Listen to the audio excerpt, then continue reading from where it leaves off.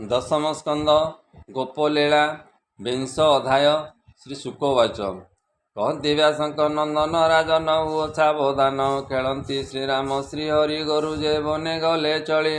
चलती तृण लोभ पाए मिले गिरी कुंजे जाई अजा महिष गाई संगे प्रवेश कुंज बन लागे अनल आवरिला आसी कुंज गहले छंती पशी विकले चारिदिगे चाहि कांदती कृष्ण मने ध्याई पोए जेतिले कृष्ण संगे खेलु चाहिले चारिदिगे विकले खेद मन होई लोड़ती बने बने जाई गुरुको खोज अनुसरी डाकती गाई नाम धरी गाई को न देखी विकल पछे गोड़ाती हलधर बाट न पाई कुंज बने पोए कांदती दुख मने कृषित होई बाहुड़िले कृष्णर निकटे मिलिले पुओं दुख देखी हरि वृक्षे उठिले दई तारी नीलजिमुत देह झली पित्त बसन बनमाली मेघ गंभीर रसवरे गोरुଙ୍କୁ डाकती शोषुरे जे जार नाम शुणी कने हुंकार कले तो समने हेमंत बढ़िला अनल जेसने प्रलयर काल पवन बेग खरतर प्रचंड धूम महाघोर अनल देखी गोपबाळे कृष्ण को डाकती विकले हे राम कृष्ण आस बेगे अग्नि बेढ़िला चारिदिगे आंबे तोहर बंधुजन गोकुल तोहर शरण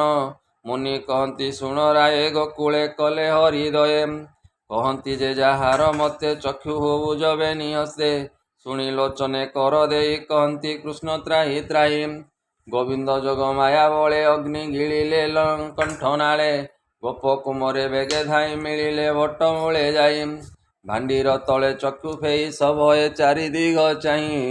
गुरुजे मिलिले तक्षण रंगे नाचंती नारायण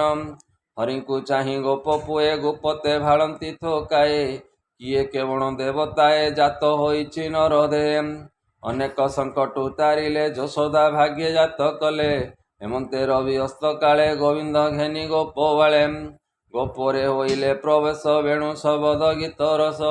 गोपी जे न देखी श्रीपति घड़ीके जुग से मणती परमानंद मुख चाहि चिंता छाड़िले तो सोई सुजने हरिपादे चिंती संसारे नुह मूढ़मती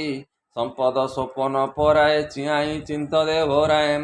हरिचरणे दिय मन जे हरि विपत्ति नाशन निस्तार होइब जे मंत कहई विप्र जगन्नाथ इति श्रीमद्भागवते महापुराणे परमहंस्यां सहितां वार्षिक्यां दशमस्कन्धे अग्निमोक्षणे नाम विंशोऽध्यायः